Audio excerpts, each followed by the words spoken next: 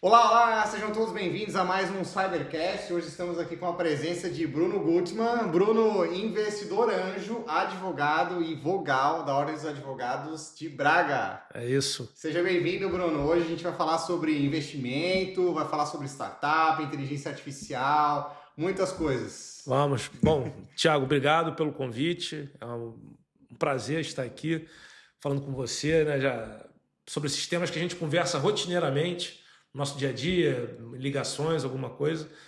E eu tive agora num evento na Espanha de tecnologia e eu estava conversando com algumas pessoas sobre isso.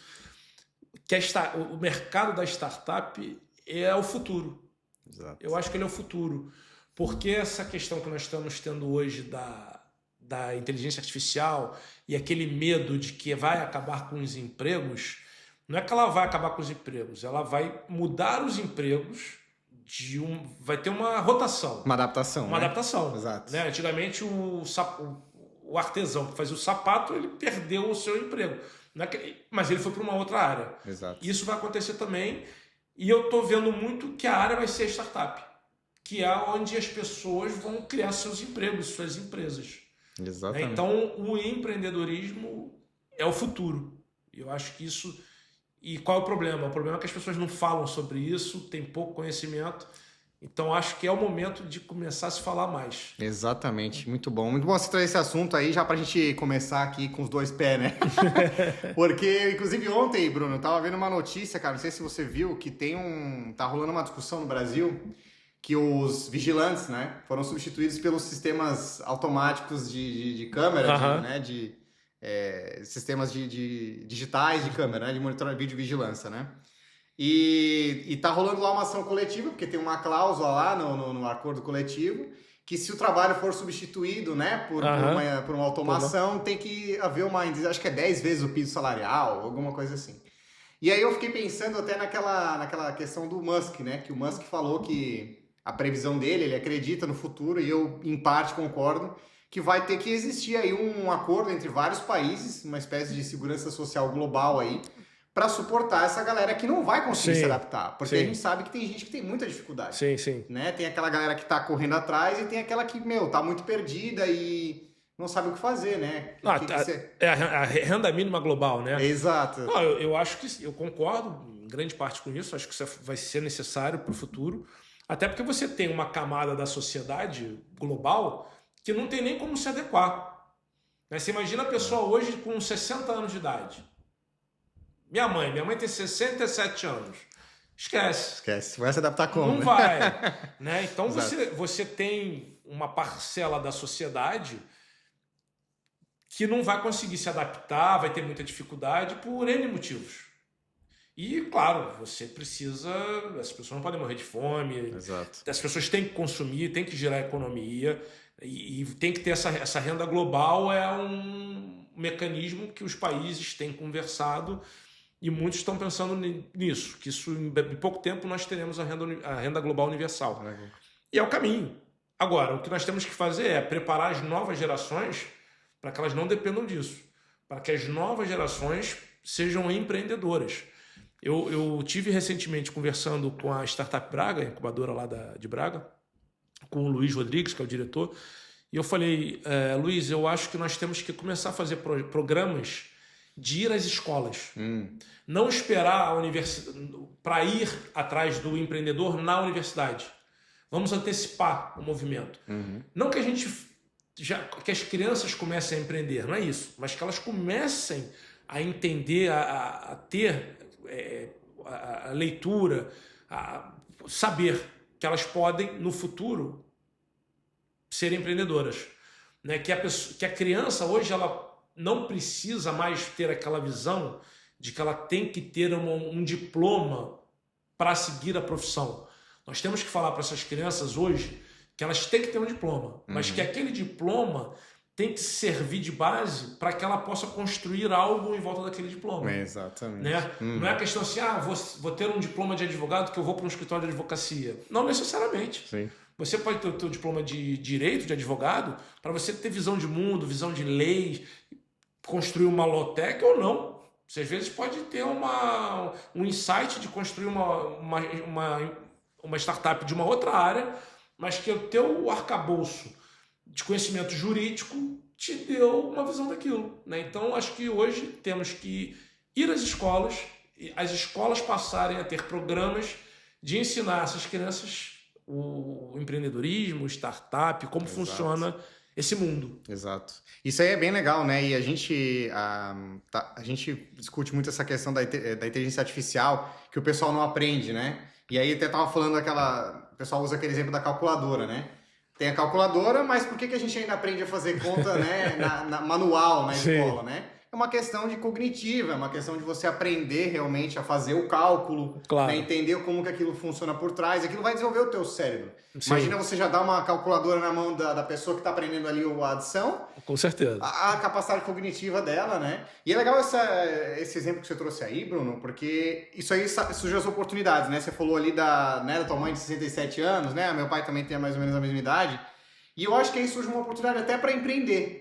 Porque imagina essas pessoas, o que acontece? Hoje tem alguns projetos lá no Brasil, onde você conecta as gerações e você faz elas trabalharem em conjunto. Sim. Você faz uma espécie de reciclagem ali, né, no conhecimento, e aí você sai coisas muito interessantes. Tem lá, por exemplo, um projeto que juntou um jovem com uma pessoa mais de idade, ela se sentiu mais segura de começar a utilizar a tecnologia, já está empreendendo, está vendendo coisa no Instagram e tal. Então, assim, eu acho que ainda assim, tudo a ver com o que você falou da parte do empreendedorismo. Né? E é uma coisa importante, tá, que eu tenho visto, que é a questão do etarismo, né?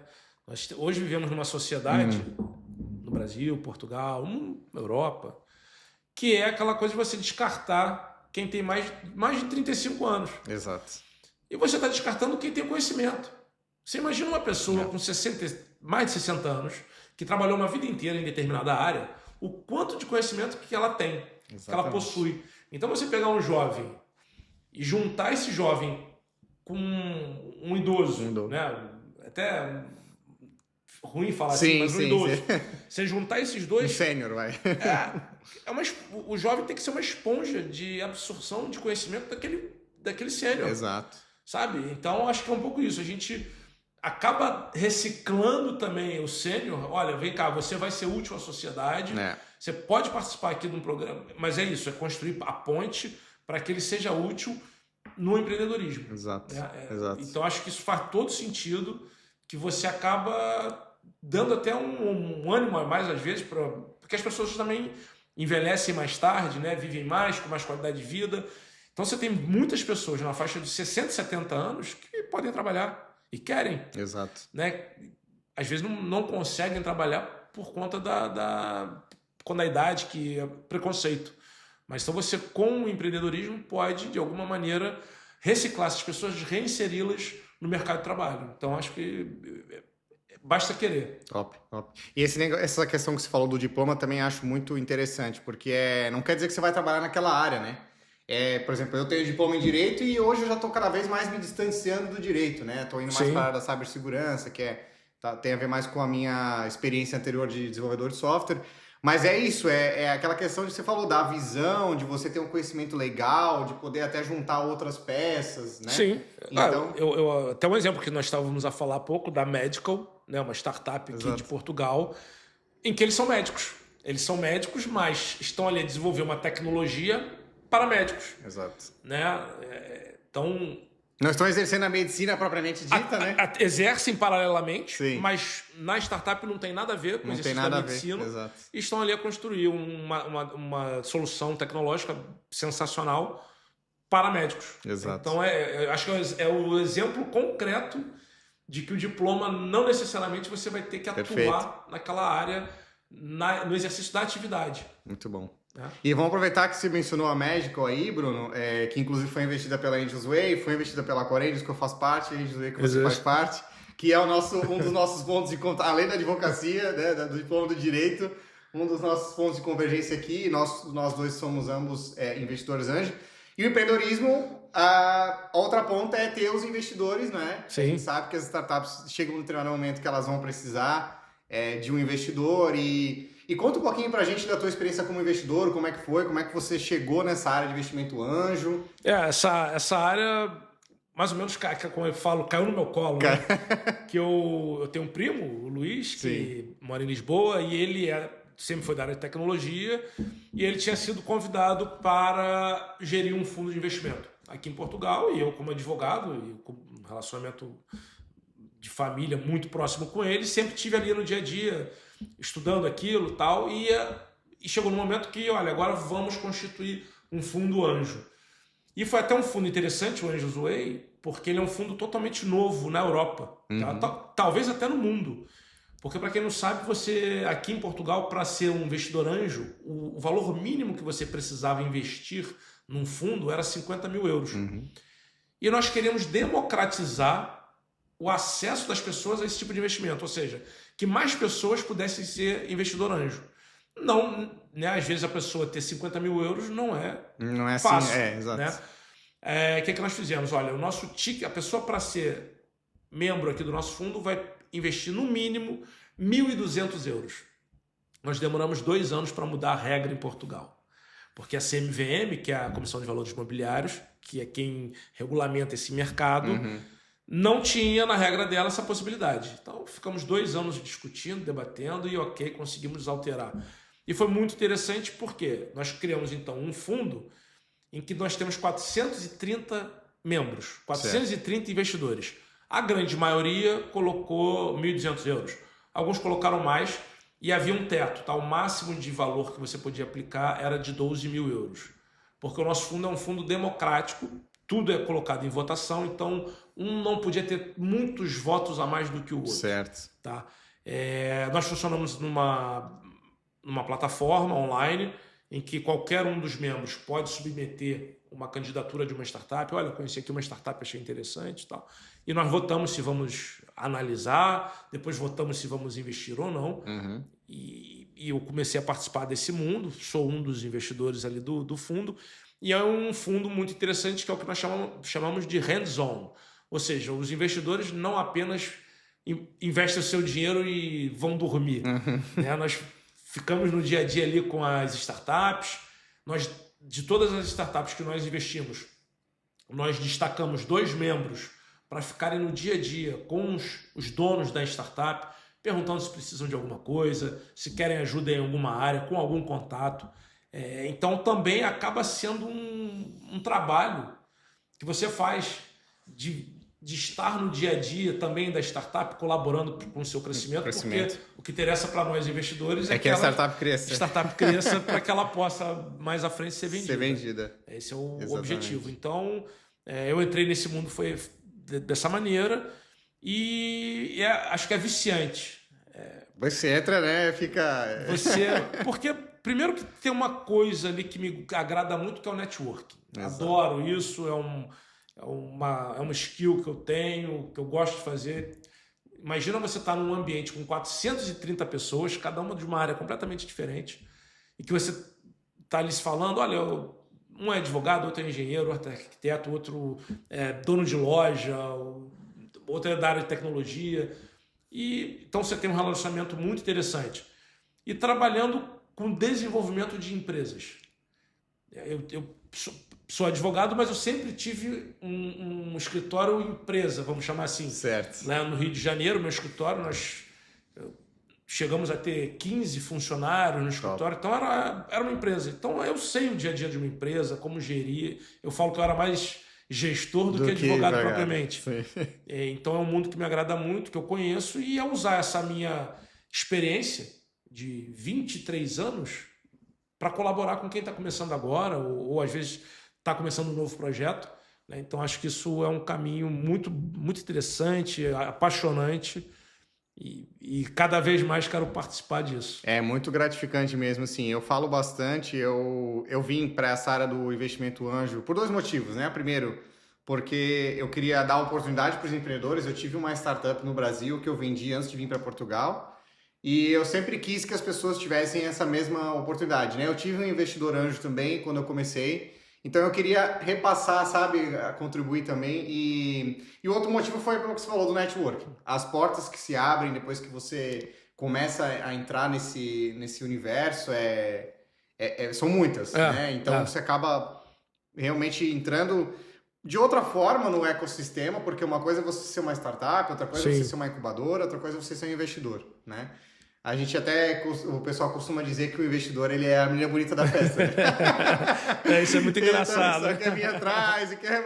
Você vai num evento desse de tecnologia, tá todo mundo atrás de você. Isso é engraçado mesmo. Dá uma bandeira ali diferente, né?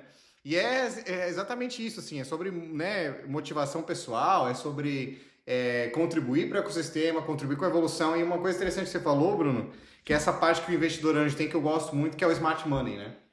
Não é você só colocar o dinheiro. E esperar. Exato. Né? É você contribuir com o teu conhecimento, abrir portas para aquela startup e realmente fazer com que eles se desenvolvam para que aconteça a venda porque no futuro. É o que eu falo para quem não conhece esse mundo, eu falo, o investidor anjo, ele entra normalmente no início da startup, quando ela ainda não vale muito aquela empresa, e ela vai crescendo a cada mês, a cada ano, e num ano aquela empresa valia 1.000, de repente ela está valendo 50 mil, 100 mil, e aí o investidor anjo vende a sua participação para um fundo maior. Exato. Ou para outro investidor, né? E aí você valorizou aquele seu investimento. Mas é um investimento que, se você não correr atrás, ele vai demorar muito a vingar. A vingar. Né? Até porque há o risco de não vingar. Sim. Porque startup, ela pode morrer, não dar certo, ela pode morrer. Sim. Então, é aquela coisa, você não investe em uma startup, você tem que investir em várias. Para que aqui é igual jogador de futebol, né? O clube, ele tem vários atletas ali na base, praticando, formando. Só um vai virar um Ronaldinho, vai virar um Ronaldo, um Kaká, né? Então, você investe em várias startups, que daquelas várias, uma ou duas é que vão virar um unicórnio, ou de repente vai entrar vai vingar, e as outras não vão dar nada, mas o seu investimento está protegido porque você diversificou. Diversificou, exatamente. Dirimir o risco, né? Controlar, porque é um alto risco, e então realmente tem essa questão aí. E como que você enxerga aí, Bruno, o mercado de startup em Portugal? Como que você acha que está aí? Você tem visto do ecossistema? Que você tem... Eu tenho dito que o ecossistema de Portugal, para mim, é um ecossistema que ele está ainda em fase de amadurecimento, mas é um ecossistema muito sério e que funciona muito bem. E às vezes me impressiona muito, até pela qualidade das startups que nós temos aqui hoje em Portugal. Né? É um país pequeno, país do tamanho ali do estado do Rio de Janeiro. Sim, 10 milhões de habitantes. 10 milhões de habitantes. Mas que, como nós temos aqui muitas universidades, basicamente essas startups saem muito das universidades. Né? Os estudantes estão ali desenvolvendo sua tese de mestrado, e daquilo ali sai um spin-off e cria ali tem aqui essa tese, isso dá para fazer uma startup. Funciona muito assim. Por isso a gente tem muitas startups de alto nível em Portugal. É um ecossistema que tem aí mais ou menos uns 10 a 14 anos, 15 anos, não mais que isso. A Startup Braga tem 11 anos. A Startup Braga tem 11 anos de existência, ou seja, dá bem no início, é uma criança. Começo, É uma criança, mas já existe toda uma regulamentação no país muito boa. Pode melhorar, mas aí depende de governo, não depende do ecossistema. Sim. Acho que precisa ter mais incentivo do governo para quem investe nisso, porque o importante é atrair mais investimento. Exato. Saiu uma reportagem outro dia dizendo que a cada 100 milhões de euros investidos em startups, você aumenta 1% do PIB do país. Olha só. Então, tem que atrair investimento. Exato. Né? Então, tem que ter essa melhora de regulamentação para facilitar, atrair mais investidores, mas é um ecossistema que me agrada muito.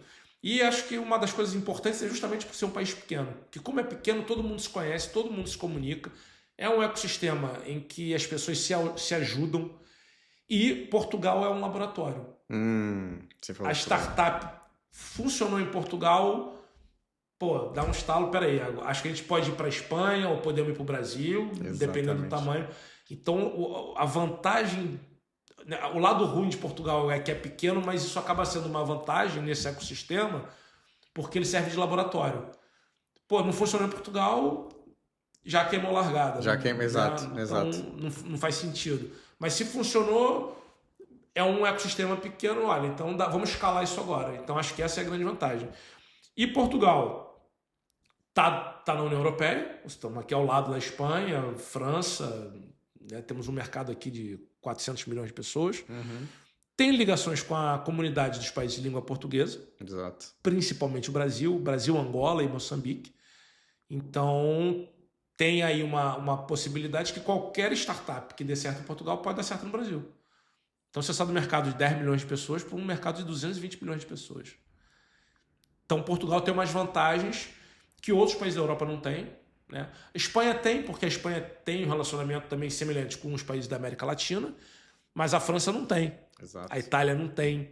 A Alemanha não tem. Qual é o país irmão da Alemanha? Né? Qual é o país irmão da França? Não tem. Exato. Então, Portugal e Espanha são dois ecossistemas muito semelhantes e que têm essa vantagem de terem países irmãos com a mesma língua, culturas similares, e que eles podem escalar as suas startups daquele ecossistema relativamente menor, Portugal e Espanha, para outros ecossistemas maiores. Muito bom isso aí que você falou, porque justifica o porquê que a gente tem um movimento tão grande, né, de empreendedores brasileiros que vêm, por exemplo, para Portugal. E um exemplo clássico aí é o nosso programa de aceleração. A gente tem 3 startups portuguesas e os outros 7 são brasileiras, né? Então, assim, é uma oportunidade realmente bem interessante, justamente por todos esses fatores que você falou.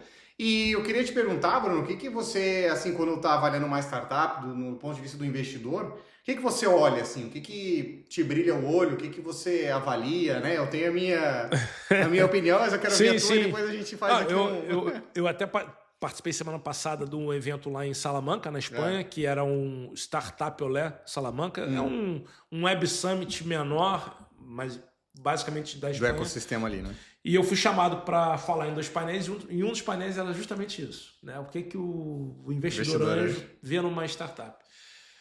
E eu e outros, foi interessante porque tinha eu ali de português brasileiro, tinha um alemão, tinha um espanhol e mais um outro, agora eu não me recordo onde era.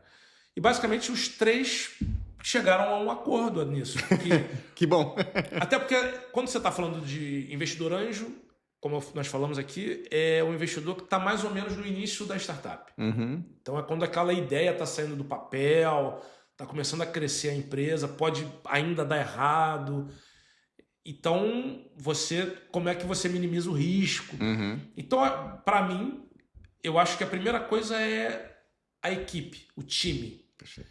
A gente não olha concretamente o projeto, porque às vezes o projeto pode estar mais ou menos. Às vezes você está num projeto e fala, pô, olha, não faz dessa maneira, vamos mudar isso aqui, vamos fazer de outra forma, dá para ajustar ainda o projeto.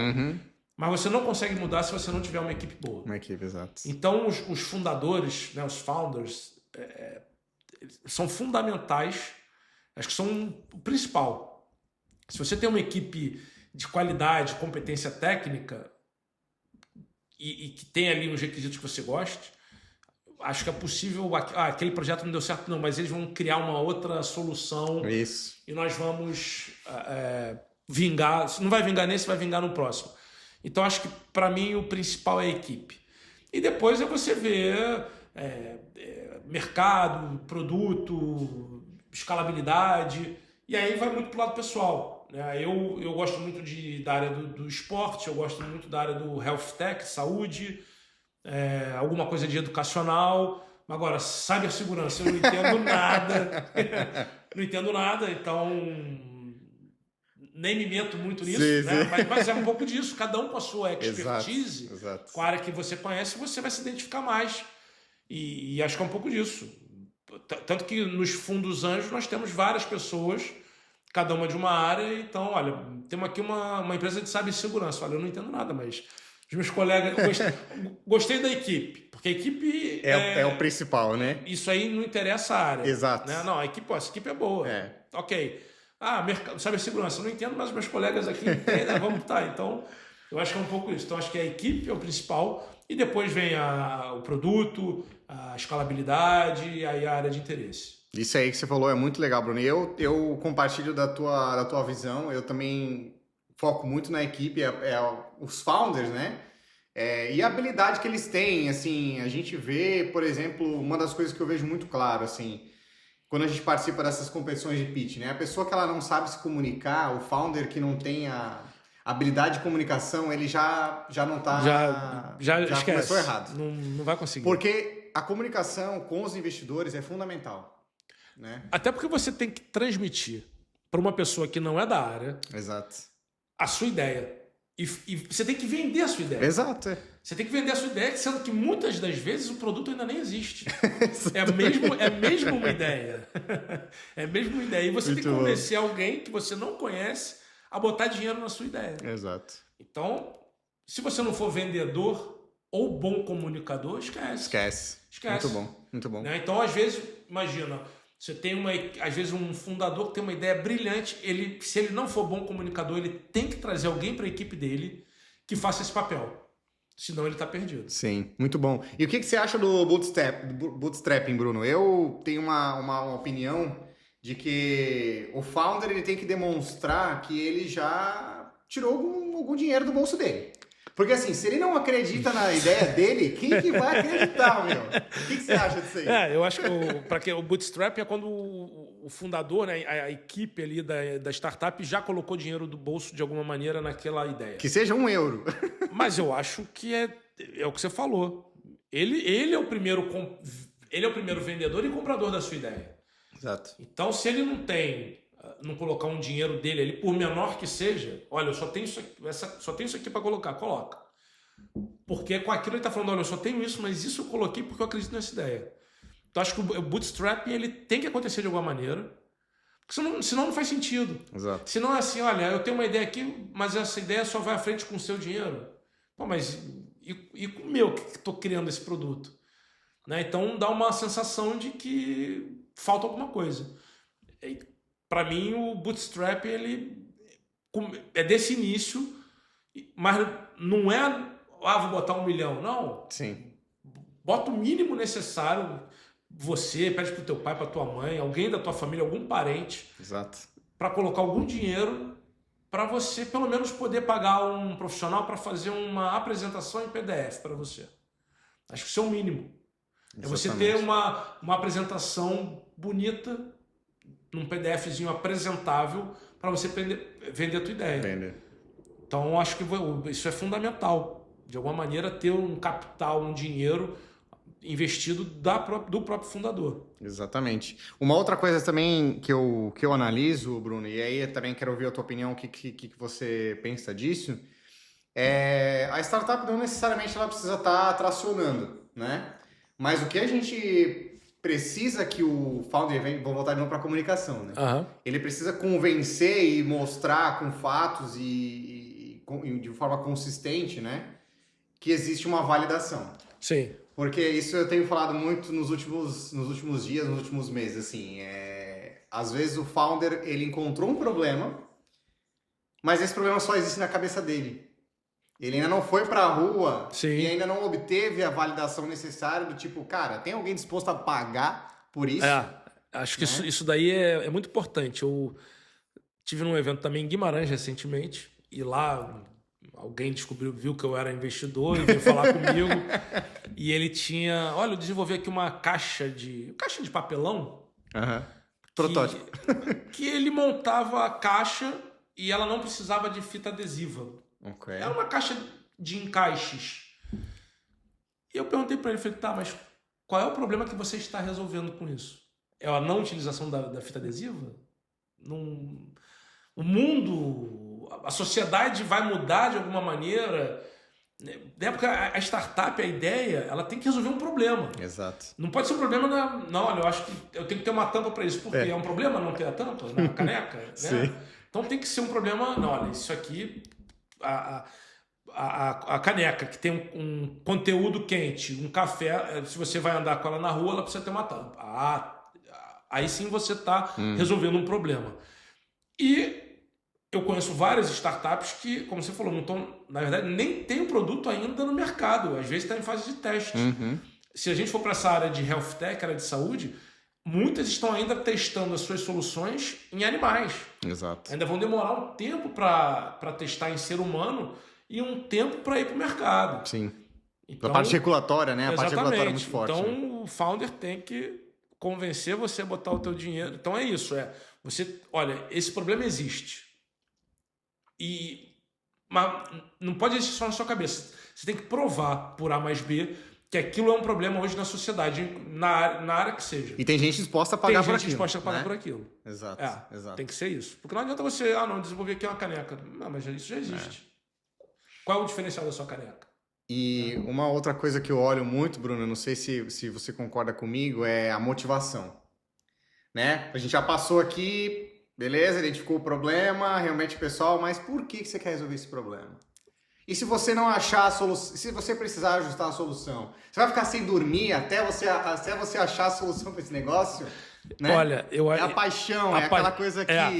A gente, no Angels Way, nós estávamos conversando outro dia sobre isso, e nós falamos que a startup boa, que valia a pena investir, era que o fundador, o founder, alguém, ou a equipe toda, ou não, alguém da equipe... teve um problema pessoal com aquilo. É isso. Tá? É isso. E aí, nós demos o caso de uma startup, que por acaso é do norte de Braga, a Nutrium. A Nutrium, ela agora já está indo para os Estados Unidos. Ela tá, que top. Está muito boa. É uma startup que ela tem uma solução da área de nutrição. E o fundador, o André, por que ele fez aquilo? Porque ele estava na época de faculdade, ele pesava 120 quilos. E estava com problema de emagrecimento, não sei o que mais, e aí ele foi a uma consulta de nutrição e achou aquilo muito arcaico, a nutricionista com papel, anotando e tal, então ele bolou, não, isso tem que ser tudo digital. Sim. Então ele tinha um problema pessoal. E a apresentação da startup, o primeiro slide é ele gordo. Olha. E depois é ele magro. E ele é um sujeito magro. Então, a história que isso conta, né? Exatamente. Então, o impacto. Ele não é nutricionista, ele é um cara de tecnologia, mas ele teve um problema pessoal resolvido. Cara, esse é... Então, eu acho muito... Igual, por exemplo, a Medical. Na Medical, eles são médicos e... Sofrem essa dor, né, diariamente. Exatamente. Eles estão desenvolvendo alguma coisa que eles, enquanto profissionais daquela área, enxergam que aquilo é um problema. Então, essa relação do founder ou de alguém da equipe com o problema que a startup está solucionando, ela é fundamental. Porque é a paixão por resolver aquele problema. Mas tem que ser uma paixão que ele não pode, que ele tem que estar atento e aberto a mudar. Tá, agora você falou tudo também. A mudar a solução, sim, o formato, seja lá o que for, porque olha, dessa maneira aqui não vai dar certo. Mas se você mudar para aquela maneira, funciona. Então não pode ser também aquela paixão cega. Uhum. Tem que ser a paixão do sentimento de, olha, eu preciso resolver esse problema. Hoje eu estou vendo que esse problema vai ser resolvido dessa maneira. Não, mas olha, se virar um pouquinho aqui, é melhor. Então ele tem que também estar aberto a essa modificação. Ele tem que estar disposto a ouvir, né, Bruno? Sim. A gente usa uma palavrinha, eu gosto muito aqui, que é o coachable. Uhum. Né? O founder ele tem que ser coachable, ou seja, ele tem que estar disposto a seguir. Não quer dizer que ele tem que dizer amém para tudo que você vai dizer, porque às vezes você também não está 100% certo. Claro. Mas você tem experiências. O founder tem que partir do pressuposto que você tem experiência de negócio, de business, já passou por várias coisas, já vendi uma empresa, você já teve escritório, já teve funcionário, sabe como trabalha gestão. Então a gente entende das coisas. Então, se a gente falar aqui, principalmente se for um expert daquela área, né? Então ele tem que levar isso em consideração e tem que estar disposto, né? A gente analisa até porque o investidor anjo, ele normalmente é uma pessoa com experiência em alguma área, em alguma coisa. Exato. Não é né, eu não conheço um investidor anjo com 18 anos. Pronto. É verdade. Via de regra, é alguém com mais de 35 anos. Exato. Né, e a 40 a mais, 50 a mais, até aumenta a pirâmide, o espectro, o espectro do investidor. Então, essas pessoas, elas têm algo a acrescentar. É o que você está falando. A gente não pode também... nós, enquanto investidores anjos, acharmos que a nossa verdade é a verdade da startup. Pode não ser. Exato. Mas olha, eu tenho 20 e tantos anos de experiência. Eu enxergo dessa maneira. Acho que você poderia fazer assim. E aí o founder tem que ser coachable. Ele tem que estar aqui. Não, peraí, isso aqui que o Bruno está falando é interessante. Mas o Thiago falou uma outra coisa melhor ainda. Então, ele tem que absorver e administrar aquilo, né? Ele tem que funcionar como uma esponja. Ele tem que, vou pegar o conhecimento de todo mundo aqui. Isso eu vou usar, isso eu não vou usar, isso é bom para usar depois, isso não, já passou o tempo, né? Então ele Mas ele tem que ser coach, ele tem que estar aberto a escutar. E ajustar, né? E ajustar. Exatamente. Uma outra característica que eu gosto muito, Bruno, que é a resiliência. Porque nesse mundo de startup, a gente sabe que a gente tem margem para errar, só que a gente tem que errar e consertar muito rápido. Então a gente tem que ter essa resiliência de, tá ajustando a rota toda hora. Meio que tá sempre trocando pneu com o carro andando. Olha, você falou uma frase que a gente sempre falou no nosso escritório lá no Brasil, eu e meu sócio, a gente falava muito isso, que olha, vem cá, vamos trocar o carro, tá andando, vamos trocar o pneu com o carro andando. É isso. O né? Não precisa nem falar em startup, o empreendedorismo em geral. Você, às vezes, eu tenho uma lojinha na rua. Vai ter problema. Vai. Um funcionário pagar a conta, o fornecedor não entregou, o cliente não pagou. Esses problemas são inerentes a quem empreende, em qualquer área, seja tecnológico ou não. Então, o empreendedor ele tem que ser um sujeito que consiga trocar o pneu do seu carro em movimento. Para quê? Tem que ajustar a rota aqui, porque se não ajustar, vou bater. Então, isso é fundamental no empreendedorismo, no guarda-chuva empreendedorismo. Né? E aqui no guarda-chuva empreendedorismo tem startup aqui. Exato. Então, é uma das características de quem empreende. Fundamental. Exatamente. Eu acredito muito nessa parte da resiliência. Eu acho que isso, na verdade, te ajuda em muitas coisas da vida, né? Com certeza. Não é só no empreendedorismo, é até na tua profissão, no teu, em qualquer coisa que você vai fazer hoje. Se você não tem essa capacidade de forma rápida, vou bater o carro aí, vou pra direita, vou pra esquerda, puxo o freio de mão, o que eu faço? Eu acho que isso até é um pouco a nossa própria experiência, né? Sim. Que trocamos de área. Pronto, exato. Tá? Minha área, concretamente, durante 20 e tantos anos no meu escritório no Brasil, era um escritório de advocacia do contencioso, de processo no tribunal. E eu falei, não quero mais isso. Eu quero continuar sendo advogado, mas eu não quero mais processar ninguém. E não necessariamente você, enquanto advogado, tem que processar alguém. Exato. Você pode... Então, peraí, não, quero ir para a área aqui de consultivo, quero dar consultoria. O que eu vou fazer? Vou para startup, como que eu entro nisso? Tem que estudar a área do direito desportivo, que é uma área que eu atuei anos e anos no Brasil. Eu posso atuar nessa área sem tendo que ir para tribunal, não, né? Eu posso dar consultoria, como que num clube, um atleta, alguma coisa, eu entendo desse mundo. Então é pegar esse conhecimento que você tem e transformar isso num novo negócio.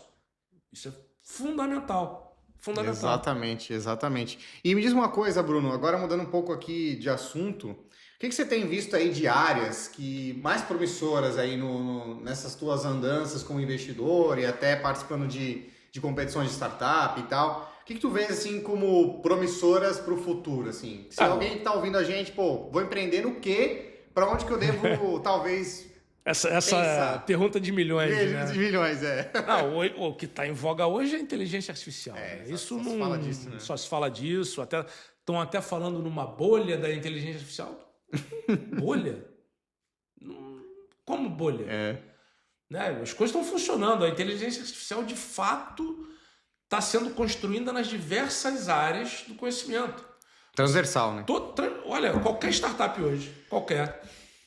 Você pegar a área de saúde, health tech, você pegar a biomédica, você pegar cybersegurança, pegar educational, government, qualquer uma tem hoje uma startup usando inteligência artificial. E está funcionando. Então, agora, até quando vai ser... É claro que nós estamos no início do movimento. Então, é claro que agora estão surgindo várias e nem todas vão para frente. Até porque isso é importante também. No mundo da startup, sempre tem alguém fazendo coisa semelhante. Né? O mundo é muito grande. Exato. Então, hoje aqui em Portugal, tem uma startup que está desenvolvendo um produto que está sendo desenvolvido no Brasil, nos Estados Unidos, na Espanha, na Rússia. A corrida é de quem faz melhor e mais rápido. Essa é a corrida. Tá? Então... É o timing, né? É o timing. E você também ser inteligente o suficiente para, às vezes, imagina, olha, tem uma startup aqui na Espanha que faz algo semelhante, os nossos produtos dá para a gente se juntar e fazer um produto melhor. Junta. Senão, exatamente. Não perde tempo. Porque senão é para dominar o mercado. Exatamente, porque senão é possível que as duas acabem morrendo. Exato. Vai cada uma para um lado, Um né? lado, e aí vem uma lá dos Estados Unidos que pensou no que as duas pensaram. Então, Total. Mas então Engole. Engole. Então, hoje, inteligência artificial é o que se fala muito, né? Muito bom. Eu também gosto muito da área da biotecnologia, health. Eu acho que isso daí ainda tem muito potencial, porque hoje todo mundo fala vida eterna, né? Sim, sim. Eu não digo nem vida eterna, é uma bobagem, mas Sim. você ter mais saúde, ter mais qualidade de vida, acho que o ser humano sempre busca isso. Então acho que isso ainda durante muito tempo vai ter um crescimento muito interessante. Agora, claro, você pensar na área, como a gente falou, tem que pensar num problema do seu pessoal que você queira resolver. Porque às vezes vai ter uma solução de uma área que a gente nem está falando aqui, Exato. que pode ser o grande unicórnio do futuro, né? Então, você estar atento às tendências, mas nunca deixar de acreditar naquilo que você conhece. Exato. Porque às vezes você conhece tão bem uma determinada área, pode fazer uma coisa tão interessante que às vezes ninguém nem pensou. Né? Então acho que também parte um pouco disso aí. Mas que você falou é muito legal, Bruno, porque eu não sei se você viu já o último corte, né, da Y Combinator, que é uma das maiores, pra quem não conhece, uma das maiores aceleradoras de startups do mundo, fica lá no Vale do Silício. É até engraçado, você olha assim, as 5 startups selecionadas lá, tem assim, Lovable dos médicos, Lovable do não sei o quê.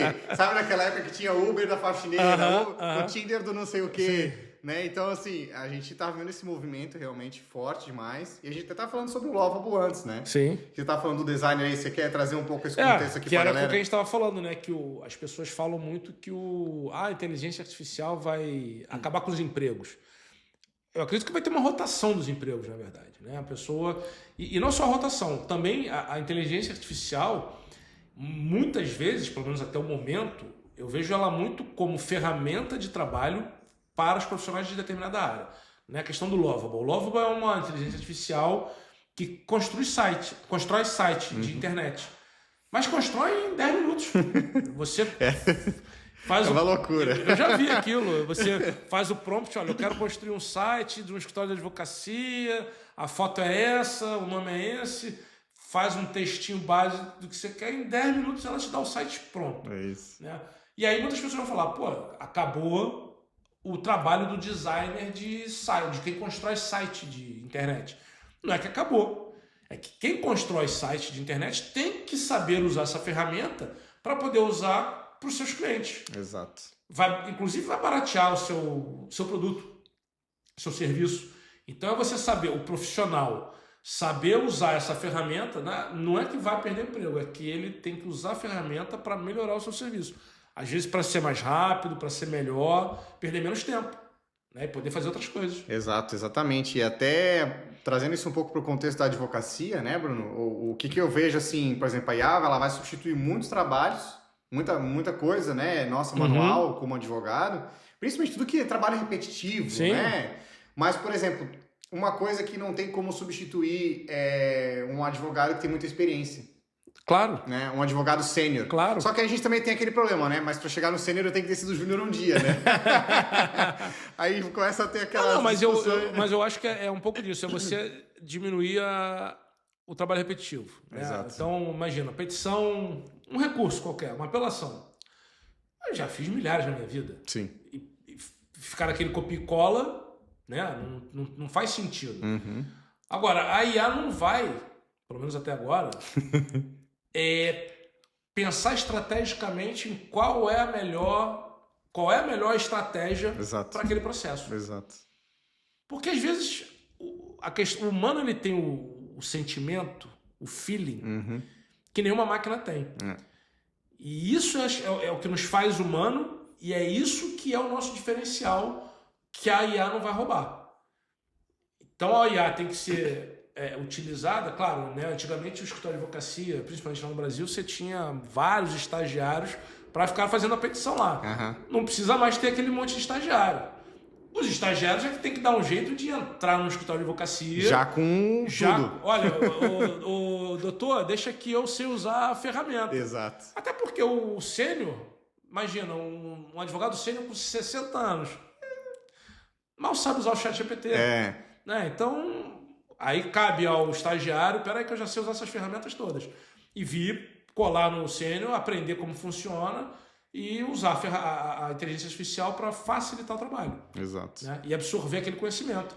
Porque é o que eu digo, a máquina ainda não tem a capacidade de usar um sentimento, colocar o sentimento no trabalho. E eu acho que é isso que é o diferencial. Perfeito. Você falou tudo aí, é exatamente esse ponto, é essa capacidade de a gente ter o feeling mesmo, é essa, né? Isso não vale só para advocacia, vai ser para todas as áreas. Vai ser para qualquer área onde exige ali um ajuste fino, que o sentimento vai fazer toda a diferença, né? Na escolha, na decisão. Claro, né? Com certeza. E na análise como um todo, né? Muito bom, muito bom. E o que você tem mais aí de mensagem, Bruno, para quem está iniciando aí uma startup ou está buscando investimento? O que você pode dar de conselho aí? Bom, primeiro é que eu acho que as pessoas têm que se informar mais, conhecer melhor esse mundo, tá?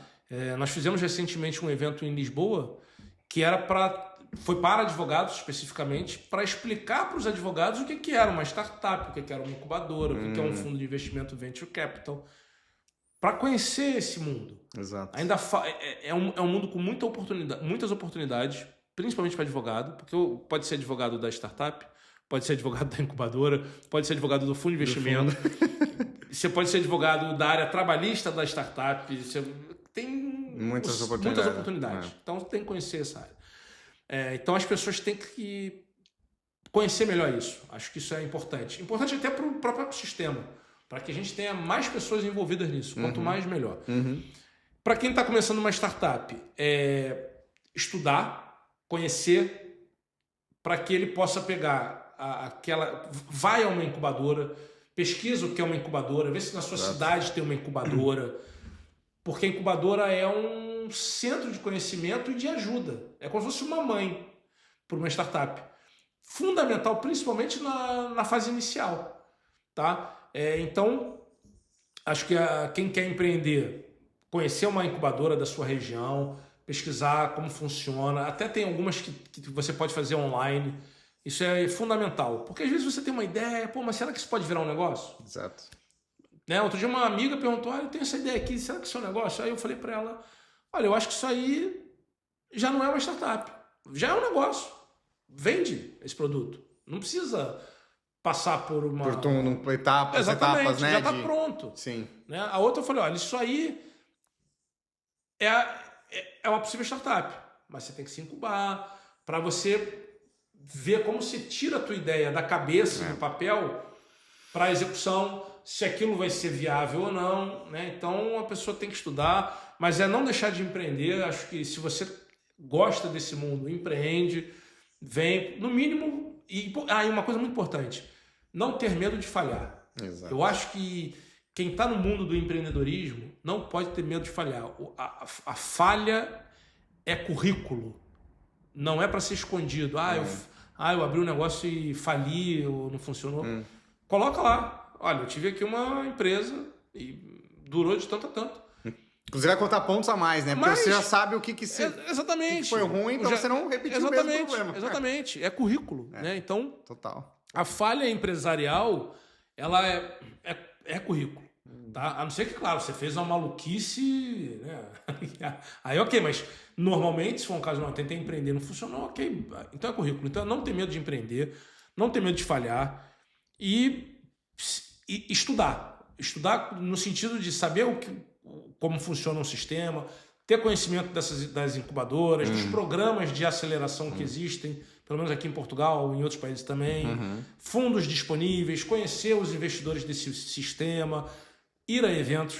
Eu falo que networking é uma das coisas mais importantes que tem em qualquer área. Tá? E você ir a eventos é fundamental para quem quer empreender, em qualquer área. Porque você tem que ter relacionamento, conhecer pessoas que empreendem, pessoas que investem. E se você ficar em casa, você não vai conhecer ninguém, e aí é melhor não empreender. Exato. Dicas muito, muito valiosas aqui, Bruno. Eu acredito que sou um defensor eterno do networking. Eu acho que o networking ele é fundamental. A sua rede de contatos ela vai ser útil para validar a sua ideia, para atingir os investidores, para conhecer outras parceiros, incubadoras, né? Isso que você falou das incubadoras também é muito interessante. Saber essas palavras, né, do jogo aqui, Não só ler no jornal e ficar... né? Pesquisar, né? Exato. Saber o que é uma incubadora, o que é uma aceleradora, se não souber, ir atrás, descobrir. Sim. Tem alguns termos específicos para que os investidores vão utilizar na hora de negociar a startup, né? Valuation, pre-money, post-money. E às vezes nem as pessoas sabem também. Sim. Pergunta, peraí, o que é isso? O que é essa sigla mesmo? O que é essa palavra? Exato. O que é o CAC? O que é LTV? O que é, né? O que é um SAFE? Né? Então... nem todo mundo sabe tudo. Né? Pesquisar, estudar e não ter medo. Não ter medo. Exato. Perguntar, olha, legal, outro dia me mandaram uma mensagem e falei, pô, não sei o que é isso aqui não. Exatamente, ter essa, né? Mas tem que estar tem que estar disposto, né? A aprender. A buscar essas informações. Isso que você falou da incubadora é muito importante. Aqui em Portugal a gente tem visto um movimento, eu posso falar por mim, aqui a Incubou a gente realmente nichou na parte de cibersegurança. Então a gente se sente mais capacitado, a gente sente que a gente consegue entregar mais valor para um founder que seja desse nicho por causa da nossa rede de contatos, porque a gente tem experiência nisso, né? E a gente tem os mentores que a gente pode trazer para dar apoio naquilo, a gente já tem outras startups dessa área que a gente pode conectar. Claro. Né? Então, assim, a gente sabe que, por exemplo, a Startup Braga se posiciona mais com Health Tech, a gente sabe que cada incubador... E é importante o founder saber isso. Sim. Saber onde bater a porta certa, porque ele pode perder muito tempo. Ele entrar na incubadora errada pode custar muito tempo da vida dele. Não, que você tocou num ponto muito importante. Nem todas as incubadoras são para todas as startups. Elas normalmente se dividem em áreas verticais, que nós falamos. Exatamente. Né? Então, vem cá, para esse meu vertical, para essa minha área de atuação, qual é a incubadora melhor para eu estar inserido? Às vezes não vai fazer sentido você estar numa Startup Braga. Exato. Então, faz todo sentido isso. E é muito bom estar sempre pesquisando, saber onde pesquisar, o que procurar, né? Eu acho que é muito, muito válido, realmente muito positivo. Bom, acho que a gente conseguiu trazer aqui bastante informação, muita informação. Acho que para você aí que está pensando em iniciar na área do empreendedorismo, ou até virar um investidor anjo, quem sabe, né? Também. Tiveram aqui insights sobre a Angels Way, como que funciona. Se você está procurando investimento... Não, e até porque você, para ser um investidor anjo, não necessariamente você precisa estar num fundo. Você pode do teu bolso mesmo. Exato. Virar investidor anjo. Exato. Também é uma opção. Exato. Você pode ser o tal do FFF também, né? Que é o Family's Friend and Full, né? Você vai ser o Full, você não vai ser nem o Friend, nem o Family, mas... mas você vai ser aquele cara, né, que... E aí, até só antes da gente fechar, é legal porque eu tenho falado um pouco sobre isso também. E o Rui Falcão, que é o fundador da Core Angels, ele estudou isso 3 ou 4 anos atrás na tese de doutorado dele, que é o motivo do porquê, né? Por que os investidores anjo colocam dinheiro numa startup, né? E tem lá um diagrama, né? E aí, por exemplo, tem lá, a conexão emocional com a startup, porque às vezes você tem ali, faz parte do alinhado com o teu propósito de vida também e tal. Sim. Tem aqueles que investem só por dinheiro, tem aquele que investe porque é muito altruísta, porque realmente gosta de quase um filantropo aí. E tem vários motivos, né? Assim, qual que é o teu motivo, Bruno? Por que você resolveu investir? Por que você investe em startup? Eu acho que é pelo ecossistema. Eu acho que é pelo networking, por estar em movimento. Porque, como nós falamos, não é um investimento que eu investi, vou dormir e amanhã meu dinheiro rendeu. É um investimento que você tem que estar no dia a dia. Então, acho que muito jovens, né? Eu tenho 45 anos, mas você está todo dia falando com um pessoal de 20 e tal, né? 30 menos. Exato. Então, isso oxigena as ideias, você poder contribuir com mais de 20 anos de experiência. Então, acho que isso, para mim, é o que me motiva mais. É de estar em constante movimento, conexão, networking com pessoas. Eu acho que é isso. Top, muito bom. Bruno, e para quem quiser te encontrar aí nas redes sociais, onde pode te encontrar? LinkedIn, Instagram, básico, né? Bruno Gutmann. Esse nome também não é difícil, né? Não é difícil. Bruno Gutmann. Quase único. Só botar no Google vai aparecer alguma coisa, uma notícia de jornal, alguma coisa, mas estou aí disponível para quem quer saber mais desse mercado, para quem quer saber também de como ir para o Brasil, como vir para a Europa. Você tá muito nesse movimento, né? De fazer essa ponte aí. Muita ponte Brasil-Portugal. E tô agora fechando em breve uma parceria com o escritório de advocacia nos Estados Unidos. Boa. Para triangular. Né? Então fazer Brasil, Estados Unidos e Europa. Né? Então, mas botou no Google Bruno Gutmann.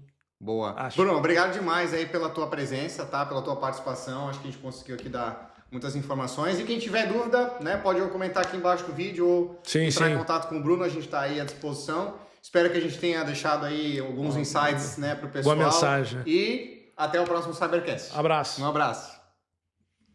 Boa. Boa. Foi boa, cara. Vamos ver.